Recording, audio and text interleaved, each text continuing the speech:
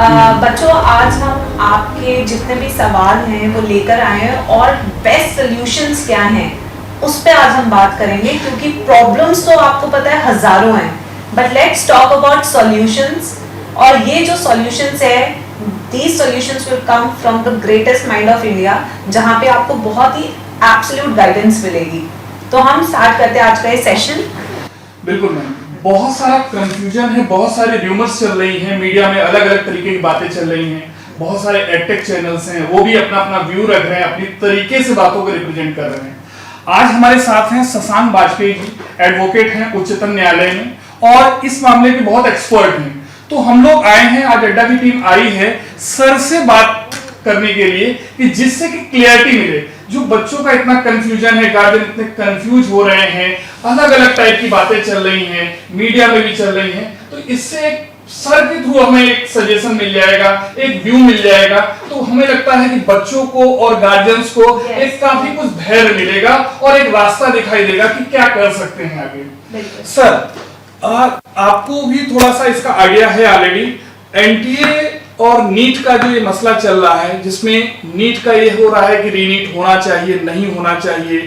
1563 बच्चे ऐसे हैं जिनका पेपर कुछ ऐसा है, डाउटफुल है। एक 6 सेंटर से ही वो सारे बच्चे हैं, उनमें से शायद 40 बच्चों ने टॉप भी किया है। 40 टॉपर्स निकले हैं उन 6 सेंटर से, तो क्वेश्चन मार्क तो बन गया है। इसमें सर आपका क्या कहना है? गार्जियंस और बच्चे जो इतना सारा इस समय परेशान हैं, तो अगर सर आप कुछ एक रास्ता दिखाएं तो उसमें उन बच्चों को बहुत ही एक सुकून मिलेगा। सर आशीष जी, देखिए, आज आप जिस विषय पे बात करने आए हैं, ये देश के जनता के लिए नहीं, जनता से ज्यादा देश के छात्रों के लिए बहुत महत्वपूर्ण विषय है। पहली बात। दूसरी बात, देश के जो सर्वोच्च, जिनको हम मानते हैं सर्वोच्च ब्रेन्स होते हैं, सर्वोच्च आने वाले समय में देश की सुरक्षा से ज्यादा जो देश की हेल्थ की रक्षा करते हैं, वो बच्चे नीट के थ्रू सेलेक्ट होते हैं। उस सिलेक्शन को भी अगर आज आप देखते हैं तो वो कहीं ना कहीं चिंतन का विषय भी है, चिंता का विषय भी है कि इस तरह की परीक्षा में क्या हुआ है। ये कहना, उसमें कई शब्दों का उपयोग मैं नहीं करना चाहता, पर क्या हुआ है, लोगों के मन में इतनी सारी परेशानियां, इतने सारे सवाल, इतनी सारी दुविधाएं जो आ रही हैं, इसका पहली बात। दूसरी बात, आज जो आप एनटीए और नीट की जो बात कर रहे हैं, नीट के जो स्पष्टता है, इस स्पष्टता को बहुत पास से देखने का प्रयास करिए। पास से देखते हैं तो आप ये पाते हैं कहीं ना कुछ गड़बड़ी हुई है। उस गड़बड़ी का खामियाजा पूरे देश के लाखों छात्र उठा रहे हैं, जिनको इस परीक्षा के बाद अब सीधे काउंसलिंग में जाना था, और जिन्होंने अच्छे नंबर प्राप्त किए, जिन्होंने पूरी साल भर मेहनत की, जिन्होंने अपनी 10th के बाद मेहनत की, 6th के बाद मेहनत की, 8th के बाद मेहनत की, वो आज सवालों के घेरे में है। मेरा इसमें सजेशन ये है कि सरकार इसके लिए बहुत ज़्यादा जागरूक है। सरकार ने जो भी सर्वोत्तम प्रयास कर सकती है, शिकायतें मिलने के बाद सरकार उस पर प्रयास कर रही है। उन प्रयासों को हमें अभी जो समय 2-3-4 दिन का समय है सरकार के पास, उन समय को हमें गंभीरता से वॉच करना चाहिए, और उसके बिना निश्चित रूप से सरकार के ऊपर विश्वास रख के, अपना धैर्य बनाए रखते हुए सिर्फ 2-3 दिन आप उसको वॉच करिए। किसी के बहकावे में मत आइए, किसी की इधर उधर की बात के बीच में मत आइए, कोई भी ऐसे स्टेप, क्योंकि आपको कई सारे ऐसे गाइडेंस मिलेंगे जो आप ऐसा कर लें, आप वैसा कर लें, आपको ये करना चाहिए, उसको आप धैर्यपूर्वक, क्योंकि सरकार अगर इस पर निगरानी में ना होता, सरकार के डिसीजंस इस पर ना लिए गए होते, तो हम लोग एक दूसरे दिशा में होते। अब सरकार परिपक्वता के साथ इसको बहुत गंभीरता से इसके ऊपर कार्रवाई कर रही है। जी सर, एक क्वेश्चन हम लोग का और है कि बच्चे ये सोच रहे हैं कि मल्टीपल पीआईएल आ चुकी है। दिल्ली हाई कोर्ट में भी है, पटना हाई कोर्ट में भी है, कलकत्ता हाई कोर्ट में भी है, और सुप्रीम कोर्ट में पीआईएल है। तो क्या मल्टीपल पीआईएल आने से कुछ डिसीजन में पेंडेंसी होगी, कुछ ऐसा होगा, या डिसीजन किसी एक पीआईएल का अगर आता है तो वो औरों के लिए ऑलरेडी बेंचमार्क बन जाएगा, वहां से एक प्रॉपर सोल्यूशन मिल जाएगा? यहाँ पर हम लोग पीआईएल की बात कर रहे हैं, और पीआईएल के लिए अब क्या क्या हो सकता है, कैसे हो सकता है, और क्या क्या अपेक्षाएं और आशाएं हैं, इसको देखने के लिए जो विधिक एस्पेक्ट है, इस बात को हमें समझना पड़ेगा। पहली बात, जब इस समय उच्चतम न्यायालय, उच्च न्यायालय दोनों जगह गर्मियों की छुट्टी चल रही है, वेकेशंस चल रही हैं, वेकेशंस बेंच बैठी हुई हैं दोनों जगह।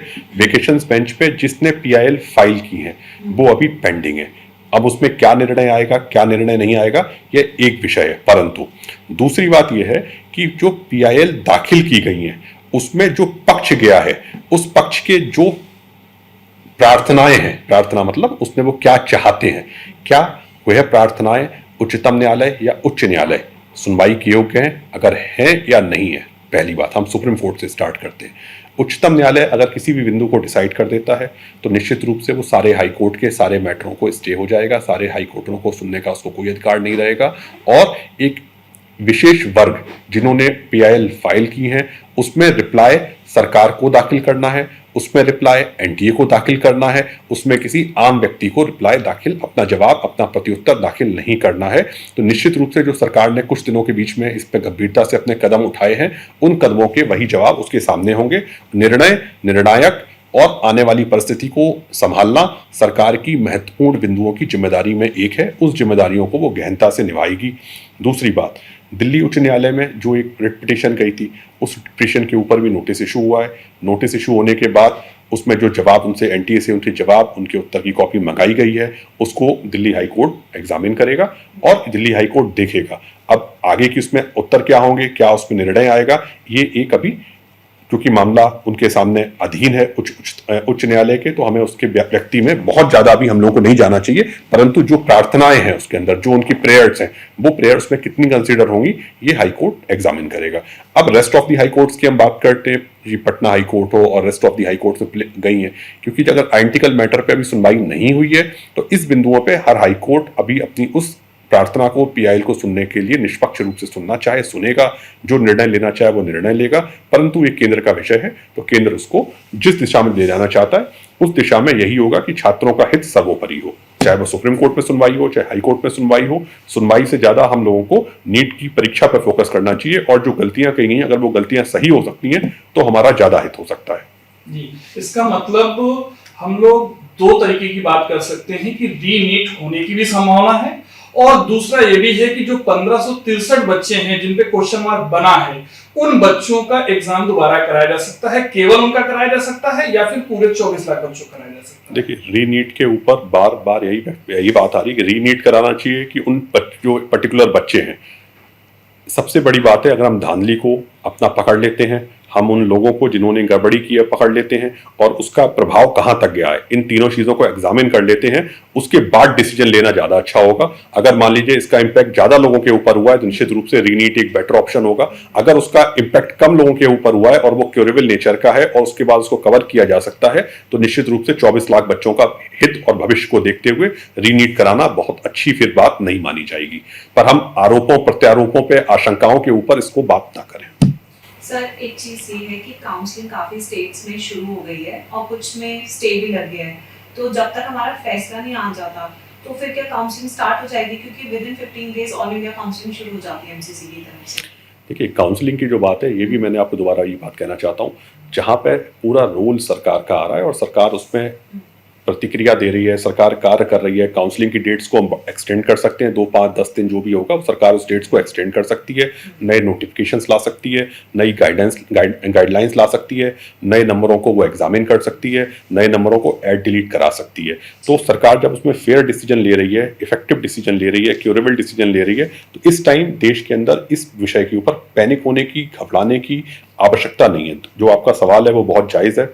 उसके 2 कारण हैं, क्योंकि जो ये बच्चे हैं, जो ये स्टूडेंट्स हैं जिन्होंने नीट की तैयारी की, पूरे वर्ष तैयारी की, अपना एक सपना देखा, सपना देखने के बाद जो एक एक मिनट का समय है, एक एक दिन का समय है, एक एक हफ्ते का समय है, पूरे महीने का समय है, वो बहुत ज़्यादा उनके मन में चिंता है कि अब क्या होगा, अब क्या होगा, अब क्या होगा। उसके सॉल्यूशंस पर मैं इसकी एक आंसर देना चाहता हूँ। इसका सॉल्यूशन किसी भी छात्र के पास इस समय नहीं है। सरकार जो सर्वोत्तम अपने प्रबंधन के द्वारा, अपने पैनल के द्वारा, अपनी कमेटी के द्वारा जो रिजल्ट लेगी, उस रिजल्ट को हमें देखना चाहिए और उसके बाद आगे की स्थिति में बढ़ना चाहिए। अब हमारे पास केवल 2 बिंदु हैं। पहला बिंदु ये है कि या तो रीनीट हो या इन बच्चों को, केवल जो बच्चे हैं उनका री एग्जाम हो। अगर रीनीट होता है तो पूरे देश के लिए बहुत ज़्यादा बड़ी परीक्षा प्रणाली होती है, बड़ी परीक्षा होती है और बहुत सारे बच्चों को बहुत ज़्यादा स्ट्रेस से गुजरना पड़ेगा।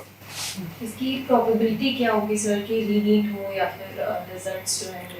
मैं इसको फिर एक बार कहिए कि आप भी सब लोग यही प्रार्थना करनी चाहिए, रीड नीट ना हो, सारी जो डिफिकल्टीज थी वो खत्म हो जाएं, लोगों के मन में जो चिंताएं हैं वो कम हो जाएं, और जो एक 1400-1500 बच्चों की जो प्रॉब्लम्स आई हैं उनको रिजॉल्व किया जाए। और किस तरह से रिजॉल्व हो सकता है वो सब जो कमेटी बनाई गई है उस कमेटी की रिपोर्ट के बाद ही डिसीजन हो सकते हैं। सर, जो एनटीए ने एक सर्कुलर यूज किया 2018 के सुप्रीम कोर्ट के जजमेंट का कि वहाँ पे वो एडमिशन टू क्लैट एग्जाम के लिए था और उसमें लिखा था कि exams other than engineering and medical, but उसके टाइम लॉस का फॉर्मूला, वो ऑनलाइन एग्जाम का टाइम लॉस का फॉर्मूला भी ऑफलाइन एग्जाम में लिया गया।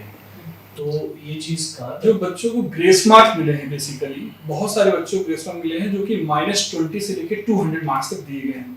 इसमें हुआ क्या है, वो बच्चा जो 640-645 नंबर ला रहा था वो कहीं ना कहीं 715-720 पे भी पहुंच गया है। तो ऐसे बच्चे टॉपर बन गए हैं और एक परिस्थिति ये आ चुकी है कि 720 नंबर पे इस समय 67 स्टूडेंट हैं, तो पूरे में पूरे नंबर लाने के बाद भी बच्चे को दिल्ली एम्स में एडमिशन नहीं मिलेगा।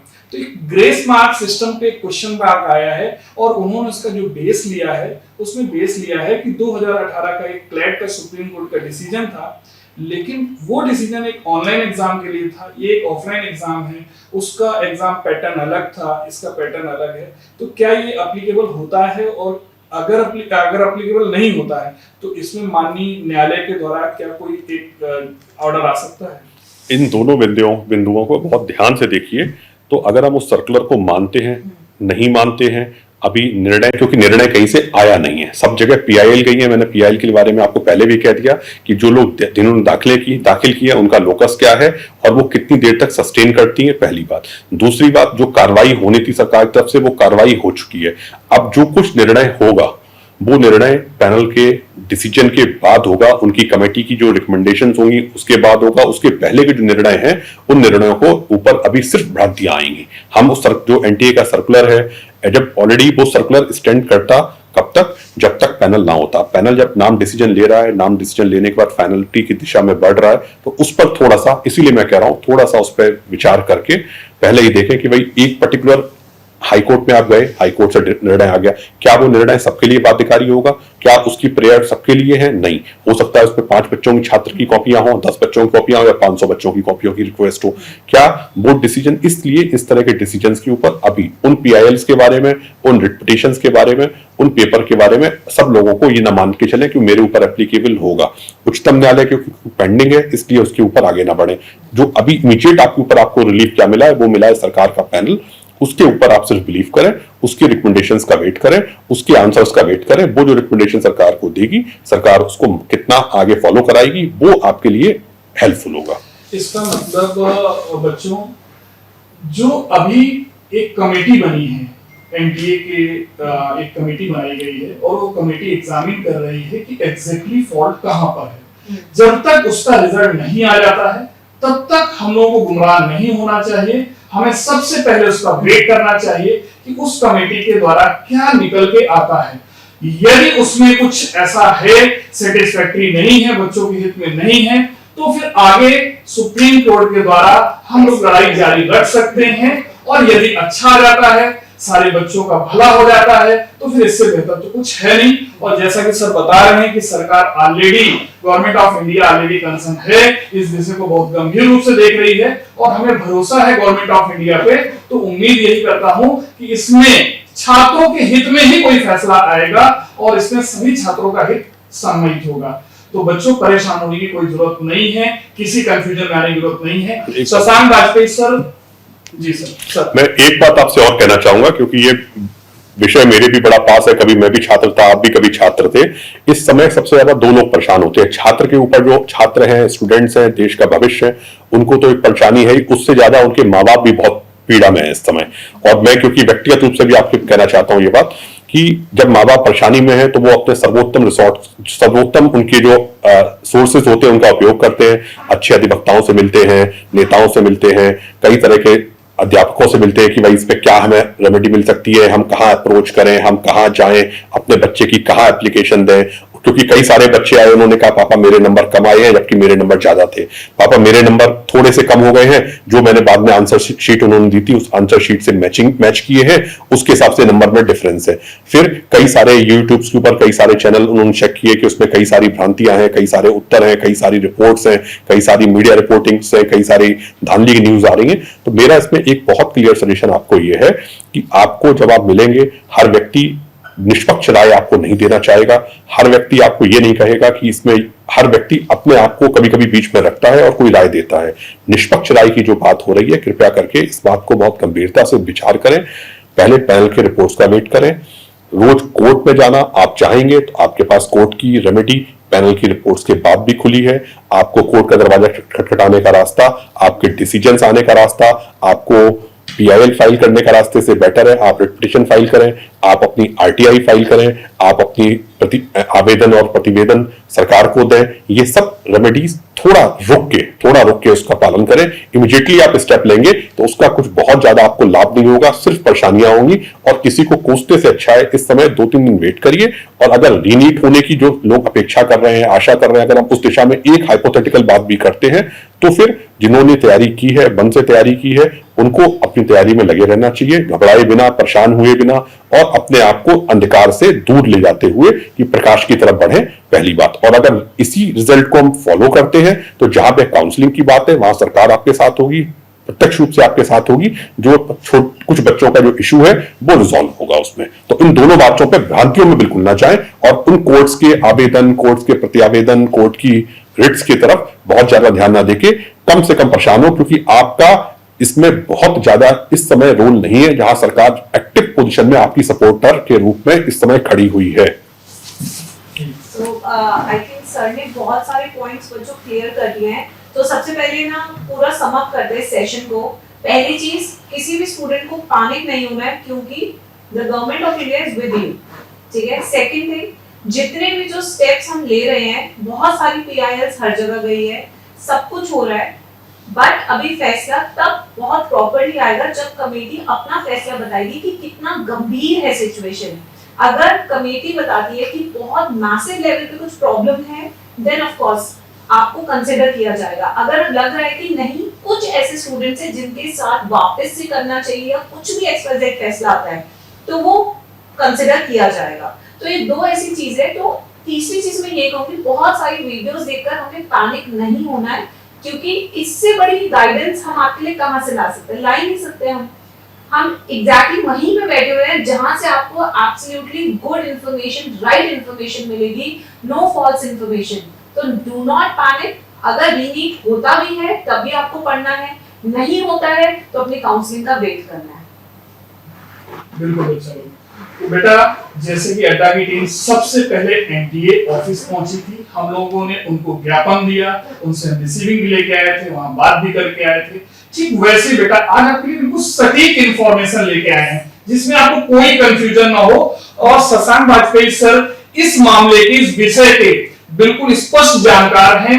आप इसके लिए आप गूगल भी कर सकते हैं, आपको पता चल जाएगा कि आप क्या शख्सियत हैं। और आप जो जानकारियां जितनी भी दे रहे हैं वो बिल्कुल बेटा सटीक हैं।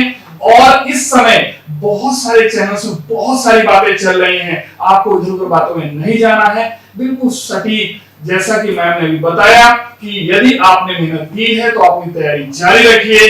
जो भी फैसला आता है 2-4 दिन का हम लोग वेट करेंगे, उसके आधार पे ही हम लोग आगे की रणनीति बनाएंगे। बिल्कुल, जैसे कि सर ने कहा, अंधकार नहीं प्रकाश को चूज करना है आपने। तो बेटा अंधकार तब आता है जब हम बहुत सारी चीजें बार बार देखते हैं, सोचते हैं और हम उसी को सच समझने लग जाते हैं। यहाँ पे हमें दोनों पहलू को समझना है। एंड सबसे बड़ी बात, सब आपके साथ है, किसी ने आपको अकेला नहीं छोड़ा है। We are with you students, तो बिल्कुल भी टेंशन नहीं लेनी है, घबराना नहीं है।